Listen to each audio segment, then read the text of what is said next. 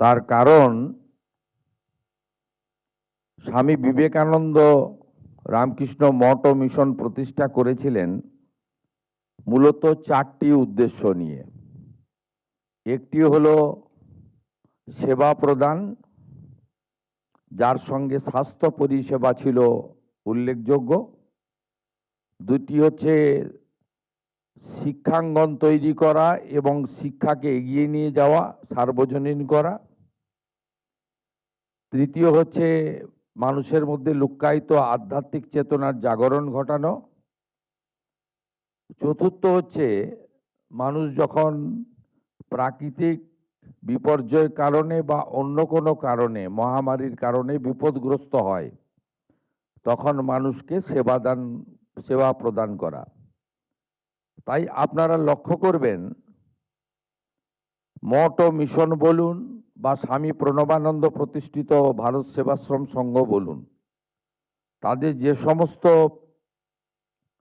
কেন্দ্র বা সেন্টার গড়ে উঠেছে, সেখানে কিন্তু একটা করে বিদ্যালয়, মহাবিদ্যালয় অথবা স্বাস্থ্যকেন্দ্র তারা সব জায়গায় চালায়। তাই আজকের দিনে আমি সমস্ত আচার্যগণকে আমার অন্তর থেকে শ্রদ্ধা নিবেদন করি।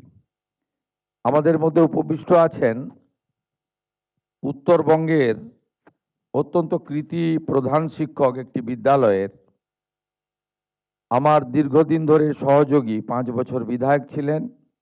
এবারে পুনর্নির্বাচিত হয়ে তিনি পূর্ণমন্ত্রীর দায়িত্ব নিয়েছেন স্কুল এডুকেশন ডিপার্টমেন্টের।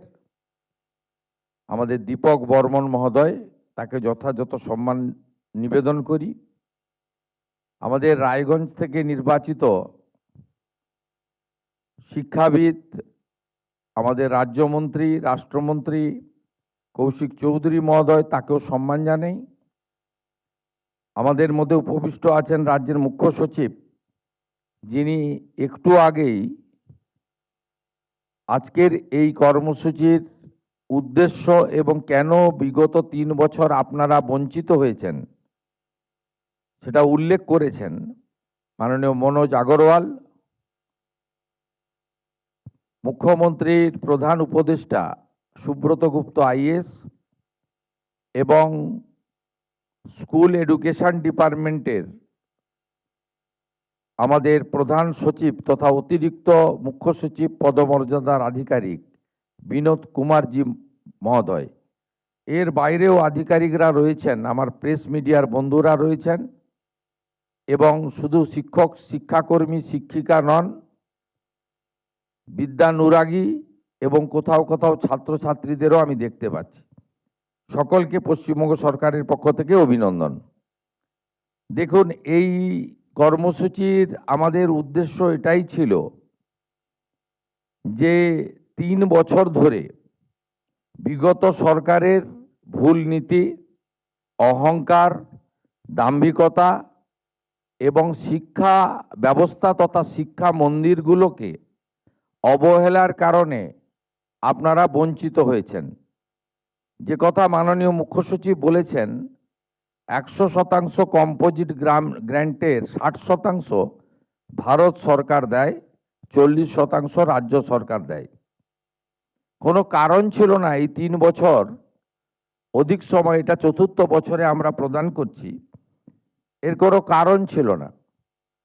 আমরা এই বার্তাটাই আপনাদের কাছে দেওয়ার জন্য আজকে মিলিত হয়েছি এবং আপনাদের আরটিজিএস এর মাধ্যমে, আমাদের নেট ব্যাংকিংয়ের মাধ্যমে সব স্কুলের অ্যাকাউন্টে ইতিমধ্যেই 296.64 কোটি টাকা, 80,375টি সরকারি সাহায্যপ্রাপ্ত এবং সরকারি স্পন্সর বিদ্যালয়ে তাদের অ্যাকাউন্টে ঢুকে গেছে।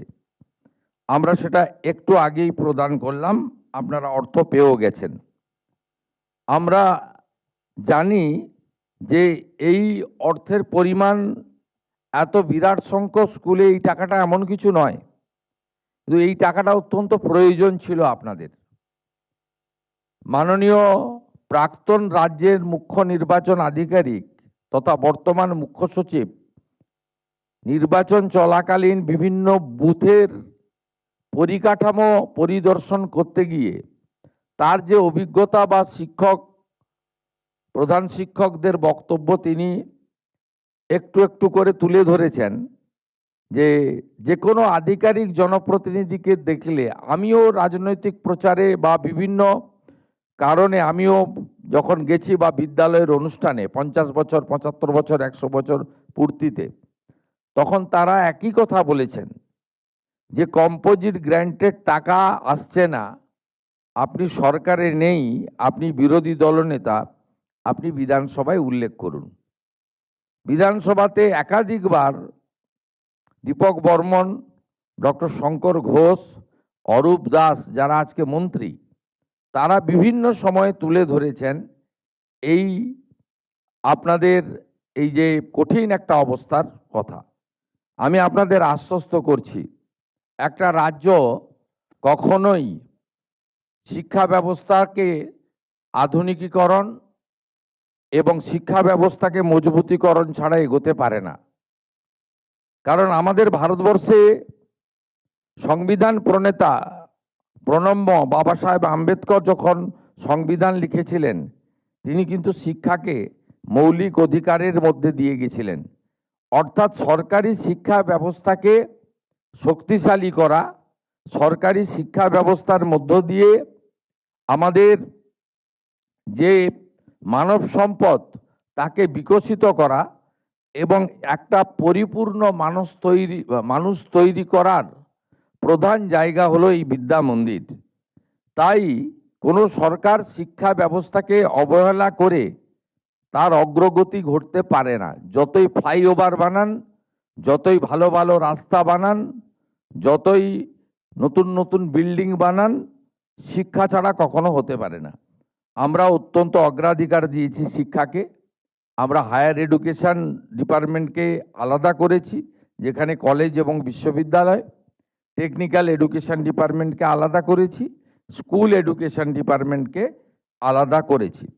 এবং ভারত সরকারের সঙ্গে আমাদের শিক্ষা দপ্তরের সমস্ত, শুধু এই কম্পোজিট গ্র্যান্টের টাকা নিয়ে আসা নয়, অন্যান্য অনেক ক্ষেত্রেই আমরা চুক্তিবদ্ধ হয়েছি, উভয় সরকার আলোচনা করেছি।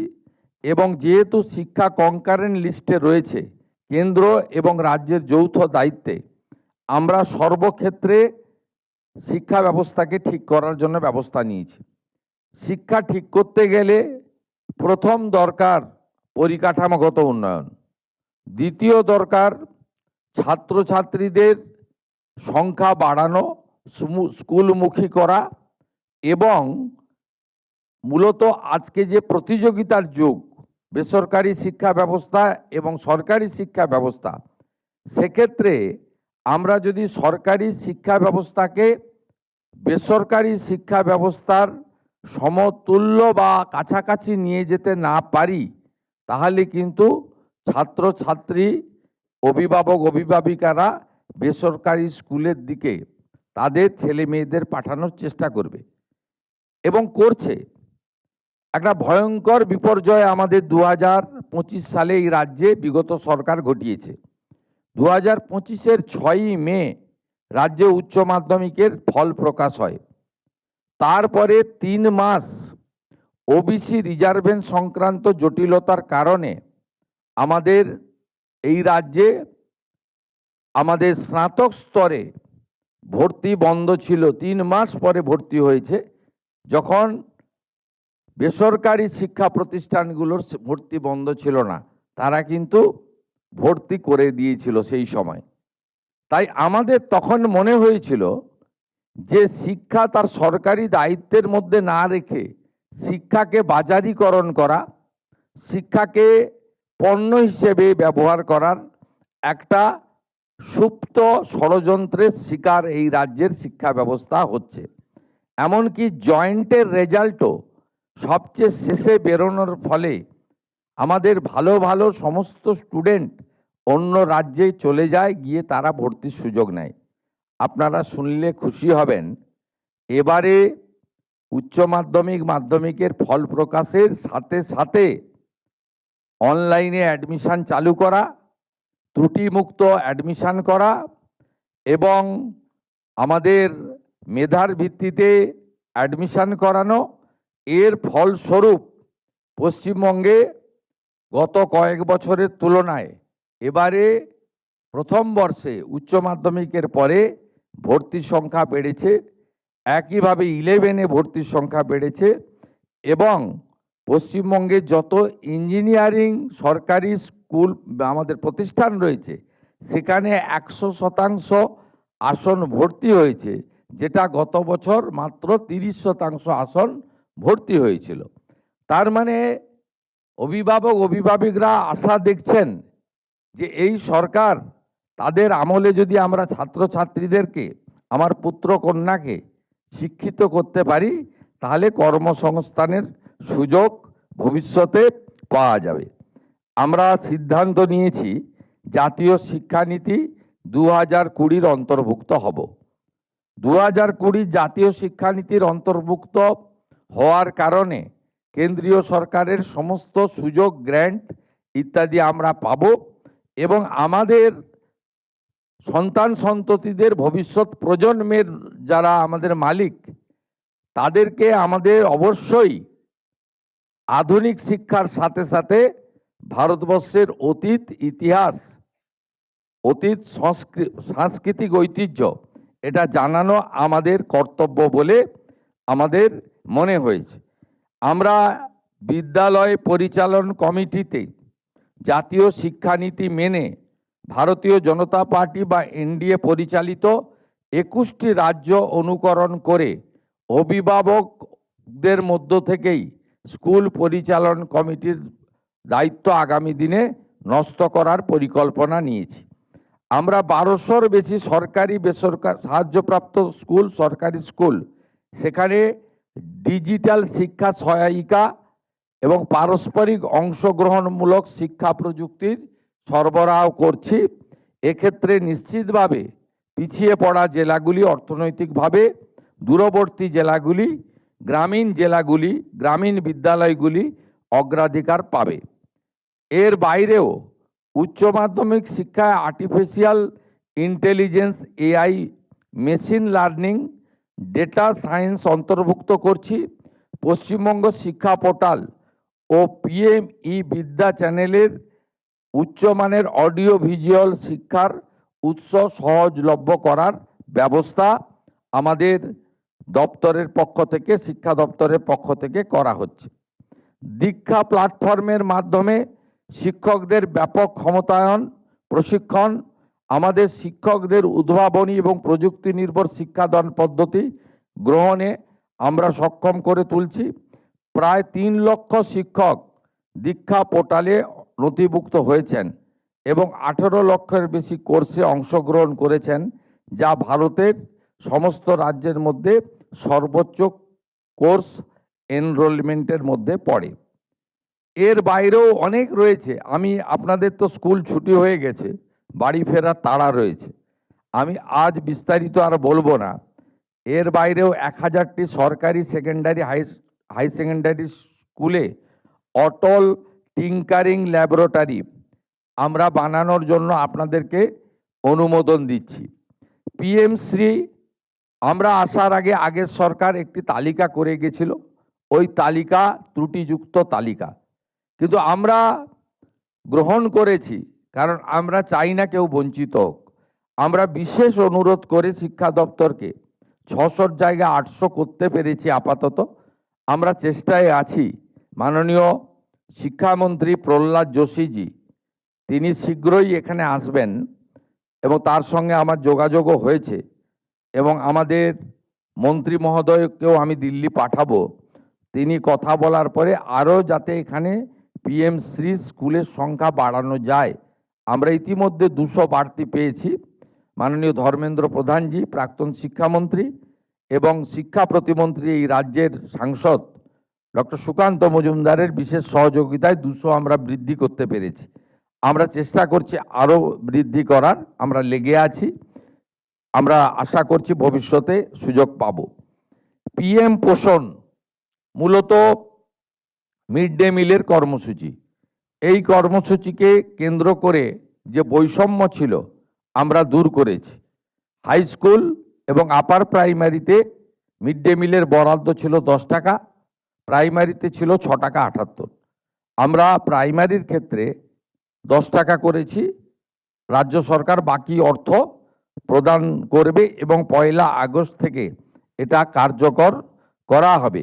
1 আগস্টেই পাইলট প্রজেক্ট হিসেবে কলকাতার একটি বড় অংশে ইসকনের দ্বারা মিড ডে মিল বিতরণ হবে এবং ইসকন সাত্ত্বিক শুদ্ধ প্রোটিনযুক্ত খাওয়ার পরিবেশন করবেন।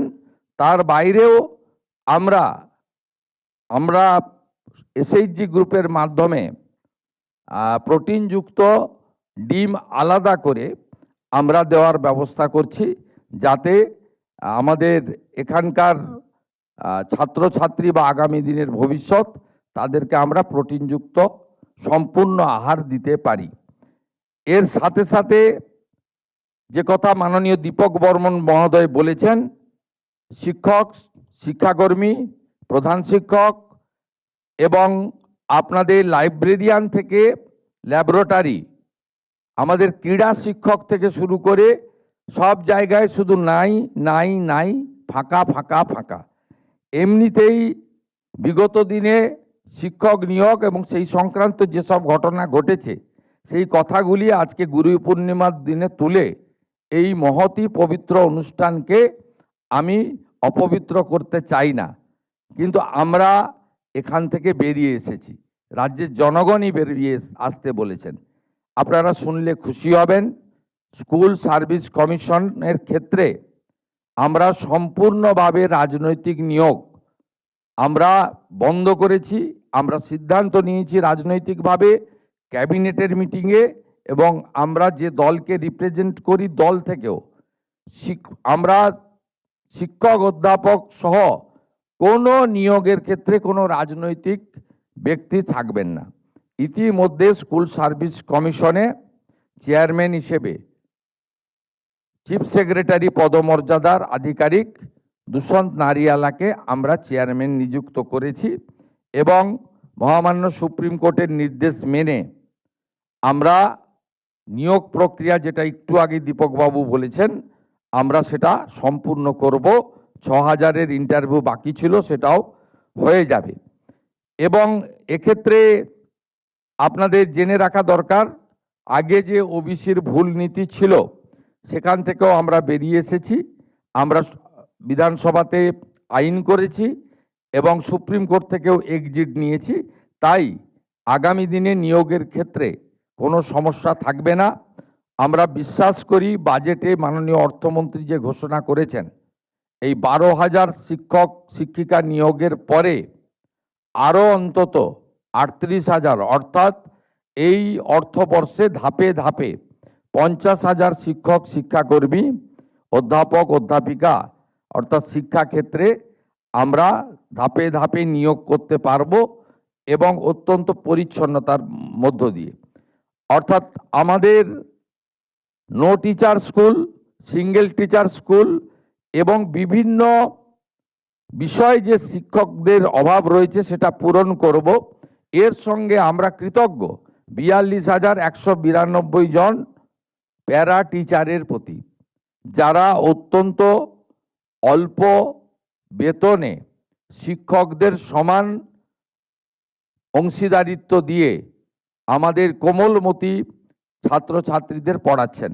এই বাজেটে তাদের মাসিক সাম্মানিক 5,000 টাকা বৃদ্ধি করা হয়েছে, যেটা আগামী আগস্ট মাস থেকে কার্যকর হবে। আমাদের বর্তমান স্থায়ী শিক্ষকদের ক্ষেত্রেও আমাদের 7th পে কমিশন তৈরি করা হয়েছে অবসরপ্রাপ্ত আইএএস নবীন প্রকাশের নেতৃত্বে, এবং তারা দ্রুত যতটা সম্ভব তারা পে কমিশনের রিপোর্ট দাখিল করবেন। এর সাথে কেন্দ্রীয় সরকারের সঙ্গে ডিএর যে তফাৎ ছিল 42%, আমরা 20% দিতে পেরেছি। অর্থনৈতিক অবস্থা রাজ্যের ভালো নয়, ধীরে ধীরে এই গ্যাপ আমরা মেকআপ করব এবং আমরা অর্থমন্ত্রককে বলেছি যে পুজোর মাসে ছুটি পড়ার আগে অক্টোবরের বেতনে যদি এটা যুক্ত করে দেওয়া যায় তার প্রচেষ্টা আমরা নিয়েছি। এই বিষয়গুলো এই কারণে বললাম, শুধুমাত্র বিদ্যালয়, ছাত্রছাত্রী, শিক্ষক শিক্ষিকা নয়, সকলের মিলিত প্রচেষ্টায় বিদ্যালয় পরিচালক ব্যবস্থায় স্বচ্ছতা এনে আমরা সামগ্রিকভাবে শিক্ষা ব্যবস্থাকে একটি সুন্দর শিক্ষা ব্যবস্থায় পরিণত করতে চাই। আমরা উন্নয়নের দিকে নজর দিয়েছি। শুধুমাত্র নতুন নতুন বিল্ডিং তৈরি করা নিশ্চিতভাবে আমাদের আগামী দিনের পরিকল্পনায় থাকা উচিত, কিন্তু যা আছে সেটা কিন্তু ভালো নেই। এখনো বহু বিদ্যালয় আমাদের এখনো পর্যন্ত ইলেকট্রিক কানেকশন নেই, এমন সংখ্যাও আছে এই ৮০,০০০ বিদ্যালয়ের মধ্যে। এমন অনেক বিদ্যালয় রয়েছে যেখানে গ্যাস কানেকশন নেই, মানে আমাদের মিড ডে মিল তৈরি করার ক্ষেত্রে। এমন অনেক বিদ্যালয় রয়েছে যেখানে পরিশ্রুত আর্সেনিক মুক্ত পানীয় জল আমরা দিতে পারিনি। আমরা একটা পাইলট প্রজেক্ট করেছি, আমাদের দপ্তরকে বলা হয়েছে আমরা চাই সমস্ত বিদ্যালয়গুলিকে এক হচ্ছে সোলার প্যানেলের মধ্য দিয়ে আমাদের নন কনভেনশনাল এনার্জির মধ্যে অন্তর্ভুক্ত করা, ইলেকট্রিক 100% মানে এটাতেও আসবে, ইলেকট্রিক কানেকশান যেখানে নেই সেটাকেও দ্রুত করা, গ্যাসের মাধ্যমে মিড ডে মিল রান্নার ব্যবস্থা করা, ইউটেনসিল যেখানে নেই ইউটেনসিল সেখানে দেওয়ার ব্যবস্থা করা, ছাত্র এবং ছাত্রীদের জন্য আলাদা শৌচালয় নির্মাণ সুনিশ্চিত করা, এবং সাথে সাথে ফ্যান দেওয়া, মানে আমাদের বিশেষ করে পুরুলিয়া, বাঁকুড়া, বীরভূম এলাকাতে, আমাদের রাঢ়বঙ্গের ওই বিস্তীর্ণ এলাকাতে গরমের সময় যে ধরনের কষ্ট পান আমাদের সমস্ত যারা বিদ্যালয়ে ছাত্রছাত্রীরা বিশেষ করে, সেখানে আমরা ফ্যান বিতরণের জন্য বলেছি সব জায়গায় অগ্রাধিকারের ভিত্তিতে ফ্যান দেওয়ার ব্যবস্থা করা। এই ছোট ছোট কাজগুলি কিন্তু এর প্রাসঙ্গিকতা এবং উপযোগিতা অনেক বেশি, এই বিষয়ে আমরা অগ্রাধিকার দিয়েছি। শুধু তাই নয়, মিড ডে মিল যারা রান্না করেন আমাদের দিদি মাসিরা এসএইচজি গ্রুপের, তাদের কথাও বর্তমান সরকার ভেবেছে। তারা মাত্র ২,০০০ টাকা করে পেতেন, আমরা আগামী মাস থেকে তাদেরকে ১,০০০ টাকা বৃদ্ধি করেছি, ৩,০০০ টাকা করে তারা পাবেন। আমি আর কথা বাড়াবো না। বিদ্যালয়ে, সরকারি বিদ্যালয়ে শিক্ষা ব্যবস্থাকে অত্যন্ত উচ্চমানের নিয়ে যাওয়ার জন্য এবং প্রাইভেট বিদ্যালয়গুলির সঙ্গে প্রতিযোগিতায় আমাদের বাড়ির ছেলে, কৃষকের বাড়ির ছেলেরা মেয়েরা, গ্রামে থাকা সাধারণ বাড়ির ছেলে মেয়েরা, নিম্ন মধ্যবিত্ত দরিদ্র, আর্থিকভাবে দরিদ্র বাড়ির ছেলে মেয়েরা যাতে সমান যোগ্যতায় পায় সেই ব্যবস্থা আমরা নিয়েছি। হারিয়ে যাওয়া বিবেকানন্দ মেরিট স্কলারশিপ যোজনাকেও আমরা ফিরিয়ে এনেছি, যাতে যে সমস্ত আমাদের উচ্চ মেধার ছাত্রছাত্রী আছে অর্থের অভাবে তাদের উচ্চশিক্ষা বন্ধ না হয় তার ব্যবস্থাও করেছি। আমরা পরিকল্পনা নিচ্ছি শিডিউল কাস্ট এবং শিডিউল ট্রাইবের ক্ষেত্রে হোস্টেল সহ তাদেরকে আলাদাভাবে যাতে সুযোগ এবং তাদেরকে সাপোর্ট দেওয়া যায় তার পরিকল্পনাও আমাদের মধ্যে করার উদ্যোগ গ্রহণ করা হয়েছে। কেন্দ্রীয় সরকারের এসটি ডিপার্টমেন্টের সাহায্য নিয়ে একাধিক একলব্য রেসিডেন্সিয়াল বিদ্যালয় তৈরি করা, এর সঙ্গে খেলার মাঠ থেকে শুরু করে অন্যান্য বিষয়গুলো অগ্রাধিকার দেওয়া। প্রত্যেকটা জেলাতে কেন্দ্রীয় বিদ্যালয়ের জন্য জমি ইতিমধ্যে আমি আসার পরে 5টি জেলাতে পেন্ডিং ছিল, আমরা কেন্দ্রীয় বিদ্যালয়ের জমি দিয়েছি। কারণ সবাই মিলে, কেন্দ্র রাজ্য আমরা সবাই মিলে শিক্ষা ব্যবস্থাকে ঠিক জায়গায় নিয়ে যেতে চাই। এবং সংস্কৃতির ক্ষেত্রে, সংস্কৃতের ক্ষেত্রে যে সমস্ত বিদ্যালয় বিশেষভাবে আমাদের সংস্কৃত এর উপর জোর দেবেন, আর তাদের ক্ষেত্রেও আমরা আলাদা অর্থ বরাদ্দ রেখেছি এবং সংস্কৃত বিশ্ববিদ্যালয়কেও আমরা সঠিক জায়গায় নিয়ে যাব। স্কুলগুলোকেও আমি উৎসাহিত করব সংস্কৃতি শিক্ষার ব্যাপারে আপনারা অগ্রাধিকার দিন, উৎসাহিত করুন। সংস্কৃতের প্রচলন এবং এই ভাষাকে কেন্দ্র করে আরও বেশি করে চর্চার প্রয়োজন আছে বলে আমি একজন দায়িত্বশীল ভারতীয় হিসেবে, ভারতবর্ষের সন্তান হিসেবে মনে করি। এবং আমরা আগামী দিনে এই শুধুমাত্র কম্পোজিট গ্র্যান্ট বিতরণ নয়, আপনাদেরকে শিক্ষাঙ্গনকে প্রকৃত শিক্ষা মন্দিরে পরিণত করার ক্ষেত্রে আমরা অগ্রাধিকার দেব।